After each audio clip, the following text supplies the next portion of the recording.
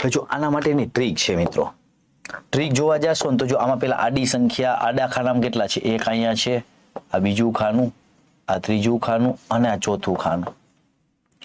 ઊભી સંખ્યામાં તમે જોવા જાવ તો અહીંયા 1 હોય તો અહીંયા કેટલા હોય, આ 2 હોય તો અહીંયા કેટલા હોય, 3 હોય. હવે તમારે કાંઈ નથી કરવાનું, આડા ને ઊભાનો ગુણાકાર કરવાનો. પણ કેવી રીતે? તો કે અહીંયા આપણે જોવા જઈએ તો કે અહીંયા આપણે 3 થી ચાલુ કરાય, ઊંધેથી ચાલુ કરવાનું, 3 2 અને 1. અહીંયા ઊંધેથી ચાલુ કરો તો 4 3 2 અને 1. હવે અહીંયા કાંઈ ન હોય ત્યારે નીચે 0 હોય એવું સમજવાનું. તો હવે આપણે ગુણાકાર કરીએ, 4 3 કેટલા થઈ જાય તો કે 12 થઈ જાય, 2 3 કેટલા થઈ જાય તો કે 6 થઈ જાય, 1 ગુણ્યા 2 એટલે કેટલા થઈ જાય તો કે 2 થઈ જાય, 0 ગુણ્યા 0 એટલે 0 થઈ જાય. તો ટોટલ કરો એટલે ખબર પડે, 12 ને 6 18 ને 2 20.